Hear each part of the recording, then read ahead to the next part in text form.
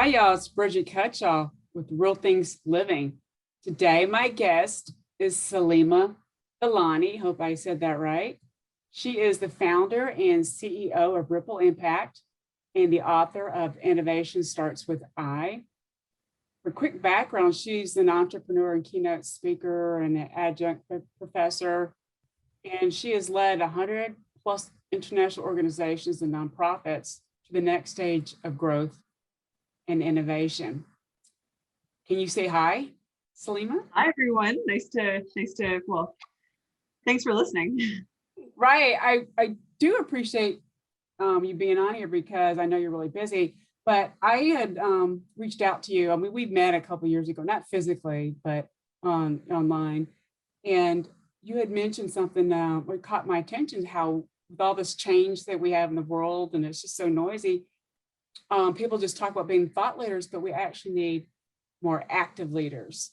And that resonated. I mean, that's something I wanted people to hear more about. Can you, I guess, share what made you state that, or you have a lot of stuff going on? Yeah, so that's the thing is, we already are in this, we are in what I call in my book, the reinvention revolution, where we're all needing to reinvent ourselves faster and more frequently than ever before. So we're no longer, or, we are not onions, as we often used to hear that metaphor is, peeling the layer to really get to know who you are. We're ripples and we're constantly evolving. And that being said, a lot of the information that's out there, we have a lot of information. It's like, what do we do now with it? How can we repackage it? We don't necessarily need a lot of new information, but rather repackaging or taking the existing information and resources of what we have and putting it together in new ways, but actually doing something with it. I think that there's a lot of, Zoom fatigue and like just social media we see a lot of that starting to die in some ways, or there's like different, more interactive, dynamic ways of engaging like Clubhouse and TikTok and different things coming up. But like just having information there, I think it's not getting through to people, or it's not seeping in because it's now gotten old in many ways. And so I think that instead of just trying to be a thought leader, I think where people can have more impact and actually build their platform or be known is becoming an active leader, and doing that because you really care about helping other people and bringing your unique strengths, your authenticity, and bringing value to other people by just being yourself and building yourself. I don't think it's just, your thoughts are your thoughts and put them out there. I think as we're becoming active leaders, I think we really need to become good at what, our sweet spot. It's not something we just discover. It's something we have to develop over time. And It's not supposed to be easy. You learn through all these experiences that you go through, right? And you try to apply it. I like your perspective to a better way to help other people, not just yourself after what you've learned. Did I say that correctly? One of the things I want to ask you too is what got you into being an entrepreneur to start? You mentioned before that you were displaced at one point. So that experience probably made you realize what you needed to do. Yeah, so my entrepreneur story actually goes back to my college days. Like when I graduated from college, I graduated into a crisis. And so graduating into the financial crisis in 2008, 2009, I couldn't find a job. And I was like, I gave up on that job search.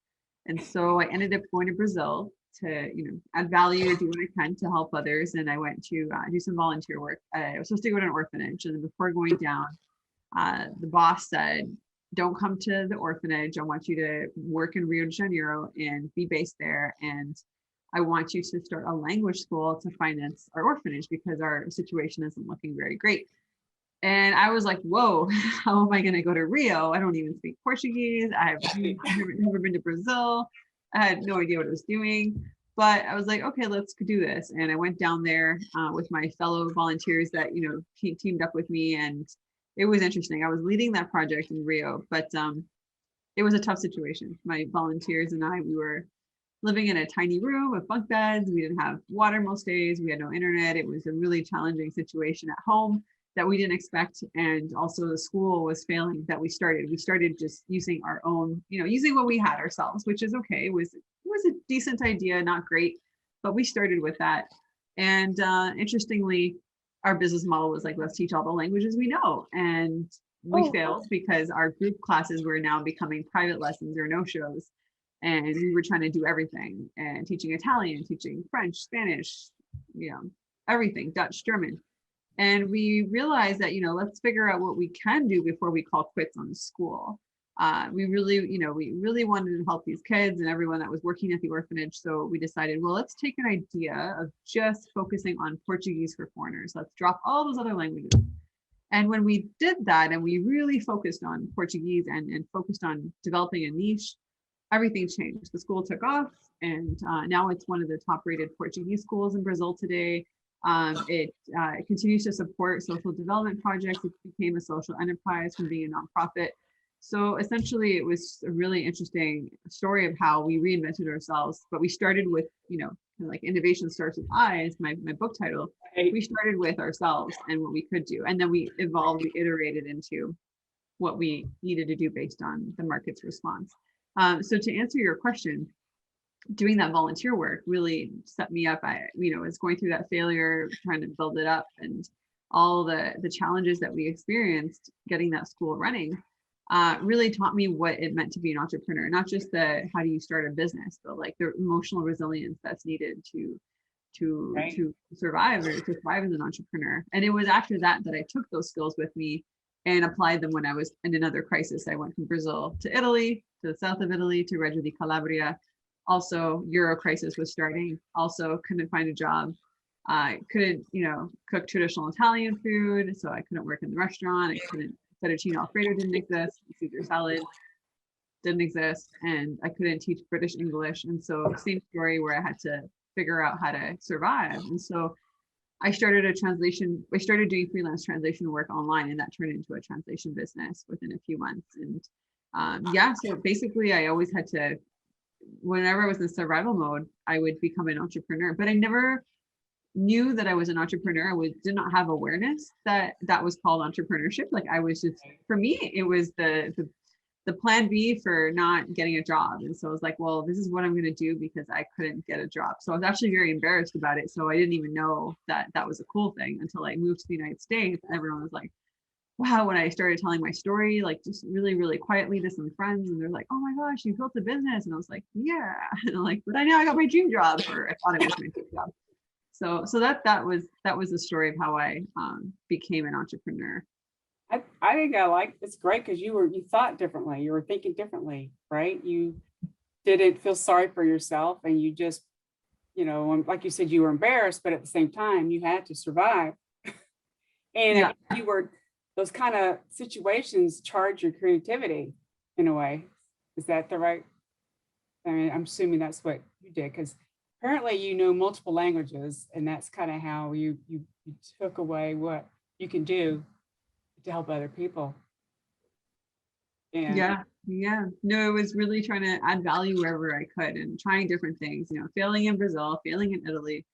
Everything that I've done successfully, I always failed at the beginning, especially when I try to start on my own without having a team or community or help to get it launched. Well, looks like you're always looked at how to be of service in some way to other people, right? You're not really a product, but you're trying to help people learn more about themselves and to succeed. And like we had mentioned in the beginning of this call, there's so much noise out there, and people get overwhelmed and they get stuck. So, and that's why I think your book that's coming out, The Innovation Starts With I, right? And that's probably what inspired you to do this. Yeah, it actually was interesting because it was when I was realizing, when I moved to the United States a couple of years in, I realized that entrepreneurship was cool, and what I had done, I didn't need to hide. I even didn't have it on my CV. I downgraded, I put myself as like an editor or a translator or something, because I was told in graduate school that no one wants to hire an entrepreneur or a founder or whatever. So I really didn't, I was embarrassed about it until I started going to some startup events and this and that, and people were like, oh, that's so interesting, you've done it. But I didn't know how to do it again. I was like, how do you actually plan this and become an entrepreneur again? And I was so stuck. It was like I was spending nights. I remember I'd go out, like I'd work all day, and then I'd go salsa dancing or exercise, whatever. And I was just, a 9 to 5 job. And then I would come home late at night And I would, well, first of all, I was distracting myself and I didn't really spend a lot of time alone. And I was just on this autopilot mode between work and social life. But I'd come home at night feeling this emptiness, and I knew that I was supposed to be doing something more. I knew that there was something I wasn't doing. And I would Google trends. I would talk to some people sometimes, and I'd be so curious about this entrepreneurship thing. And I'm like, how did I do it before successfully? How could I do it again? And I just didn't know how. And so it's interesting because I was trying to write a book in 2014, this very book, to really help other people unleash their inner entrepreneur, but I needed to do that myself. And so I ended up taking a 5-year break from the book project to really live my story and go through that transformative process. When you said this house burned, like the fire and all that building burnt down, and a lot of stuff happened to me that forced me to go through that journey of really figuring out not who I've been, but who am I going to become. I'd been very reactive about my reinvention instead of being proactive. That's cool. What caught my attention, one of the things that stood out was you said you were embarrassed. Again, you said about being an entrepreneur. You think it's the culture here back then. It has changed in all the other countries. They don't think it's sexy, or, I shouldn't say the word sexy, but yeah, I was kind of the same way. I was one of those people, I didn't want to stay at a company for 30 years. And I, like my mom and my mother-in-law, I left a company and went to a startup, and they were just so upset that I did that. But that was kind of when, in the early 2000s, that was risky. And something like, maybe were you embarrassed because of the culture, maybe, or, you know what I'm saying? I was just curious why. Yeah, I was embarrassed about, well, first of all, I didn't have like a whole, like I was operating, in other countries. I didn't know I was an entrepreneur. And I think it was because I didn't have any community around me. I was living in really, really, places where there was no such thing as that kind of startup hub community. Now it exists, obviously, in Brazil and many places, in the south of Italy. Being an entrepreneur or a business owner is like you have a storefront. Right. And so it wasn't, and then you're scared that maybe the mafia will bomb it. So it wasn't, that wasn't what I had. I didn't have, for me, I didn't have a business. It was only had to become a business because that was what our clients needed. They needed to be able to, for invoicing and all these other purposes. So it became a business, but I never really identified myself as an entrepreneur. I was just hustling to, first it started off as a hustle, and then it was, it ended up being a full-fledged business. But we had everyone working remotely in this gig economy. Even the gig economy was not even a term. Right. So it was like we were just trying to find help in different countries that could help translate, because I sucked at it, but I could get it. I did it well enough to just get the business going and to become a business. But very quickly we realized the demand was from English into other languages that I was not a native speaker of. So it was very interesting to see that, but we didn't really have like a startup culture or anything. Like I'd work in my pajamas in bed or whatever. Like I didn't even have like a proper place to work or anything. It was just working from home, and that was pretty much kind of what we're doing right now. Of course, I could go out and get my gelato and pizza or whatever, but I kind of had to digitally transform coming out of college. So, or especially after the Brazil project. So I would say that it was seen a bit strange to be working as an internet entrepreneur, as like an online business. It was strange because for me, what I had learned was go and get a job that's stable, that you can like climb this ladder, Yes. Go around with your resume or your CV and like go get a job that way. And when I tried that, it was funny because I got advice like that's not going to work. And I was like, that's what I learned.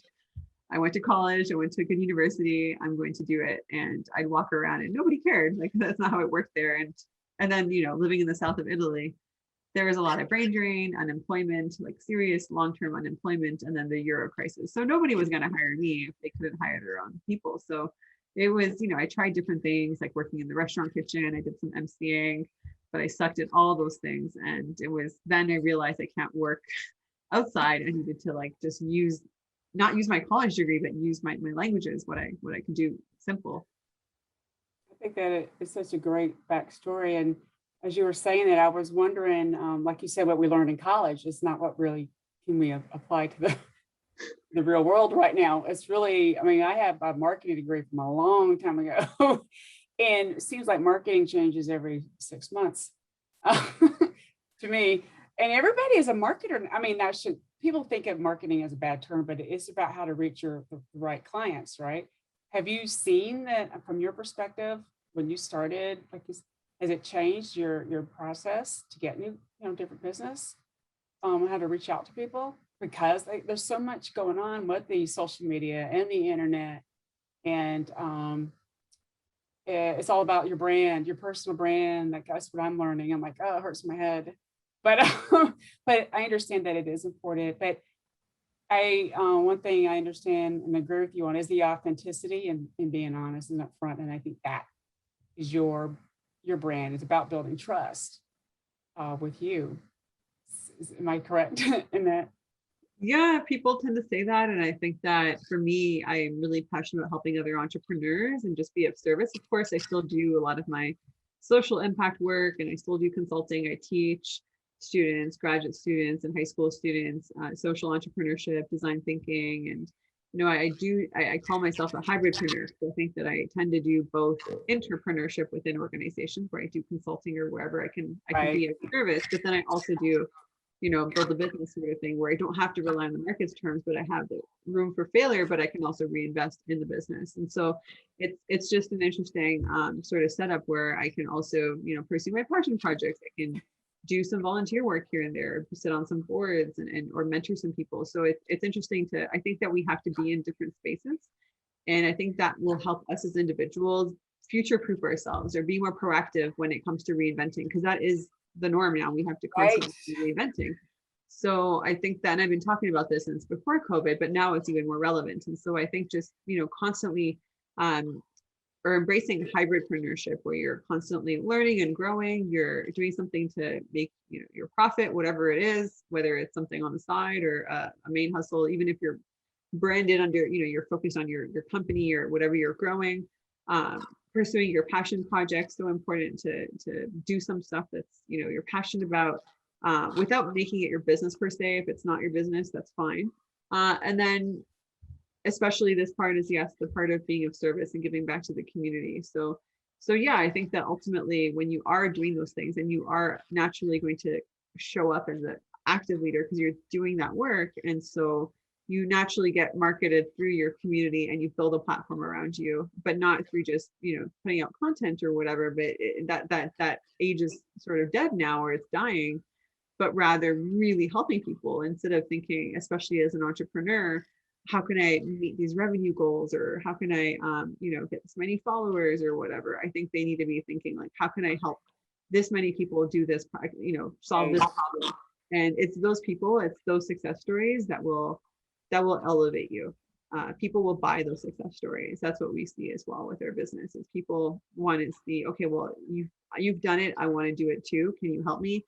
Or you've helped these clients do it. Can you help me too with my, my challenge? And so I think that's what we need more of. And so I think the marketing is now more about storytelling and actually having, proven. People are more skeptical now too, as to they're doing more due diligence to see like, what have you actually done?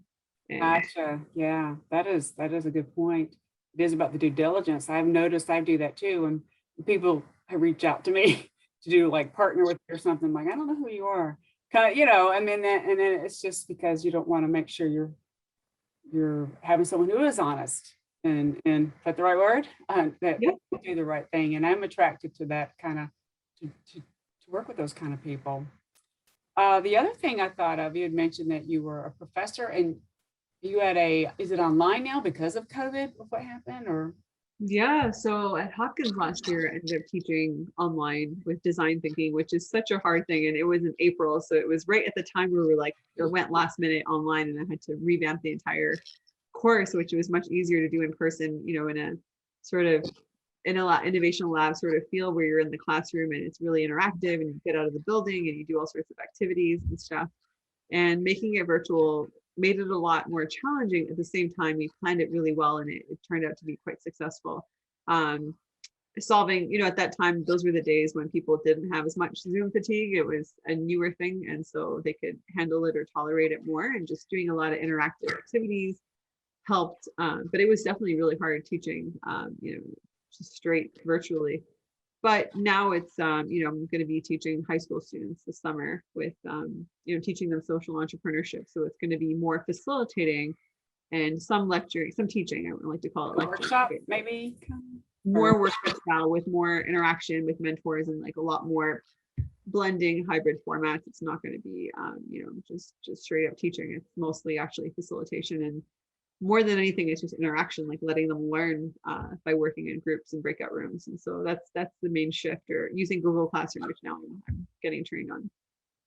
I love that idea. I mean, it really is so important to help these younger kids figure it out, give them a platform or baseline to work from. And someone like you who's done a lot of stuff to help other people. Do you think because of all this constant change, we're going to have more jobs out there for them, you think? Or I guess it just depends on. Yes, I think there's going to be more jobs. I think there's going to be more ideas, there's going to be more problems to solve in the world.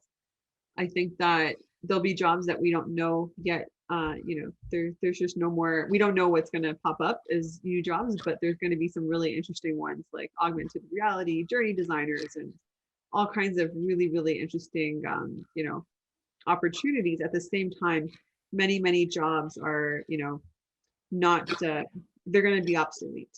And so that's something that we also have to be mindful of, is that we have to keep reinventing ourselves and keep being proactive about it and put ourselves in different spaces, so that if one space dies or one space you get replaced, like for me, the translation business, thankfully we got acquired right before, you know, Google Translate really became what it is now. But at the time, all the companies that were hiring us, they were putting themselves on different websites, on different, you know, domains and stuff, and they wanted to manually translate, and that's what we ended up providing and serving them that way, and it worked really well. But then all of a sudden things started to slow down, and by the time we got acquired, shortly after that, Google was already doing it, you know, through AI. So no, people are no longer doing that anymore as much. So Right, the AI is taking over a lot of stuff. That's for sure. And I also think you mentioned that some of these jobs are going to go away. I should say responsibility of helping retrain some of those people in a way.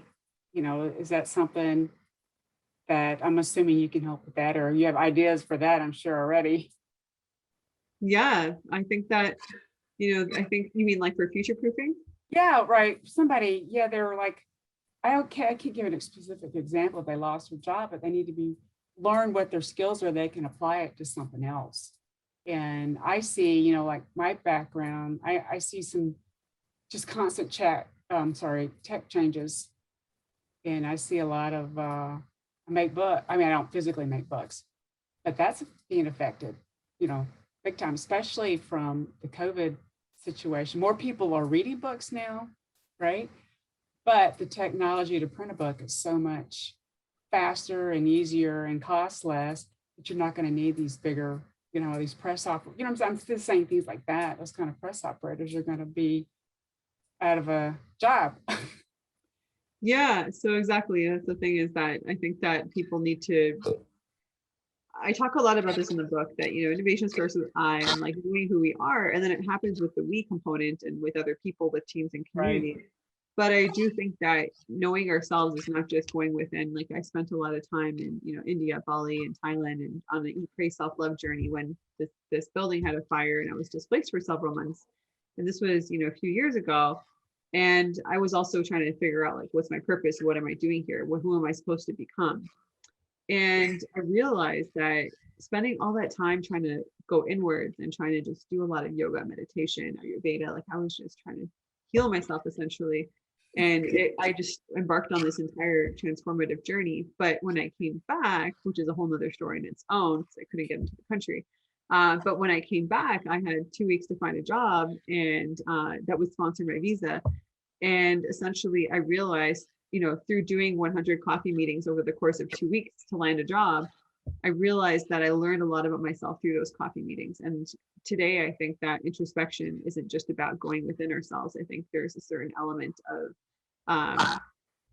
other people finding us, or finding yourselves through other people, if that makes sense. And that's where I think when someone is in that process of needing to reinvent themselves, they should go and do a 100 coffee challenge and go and talk to people that you know, people that you don't know, catch up with people, hang some new people, have, really engaging, authentic conversation, practice first with the people that you do know, and especially talk to people outside of your industry, because chances are there's ways that your skills can be applied. And that's how I've always thrived is, whenever I was getting stuck or I was needing to reinvent myself, I went to a different industry and I took my skills and applied it in a unique way. And so I think there needs to be more of that happening. And so I highly recommend going on a 100 coffee challenge, which we actually have a tool for, so I can share the link so that your listeners can access the tool. Yeah.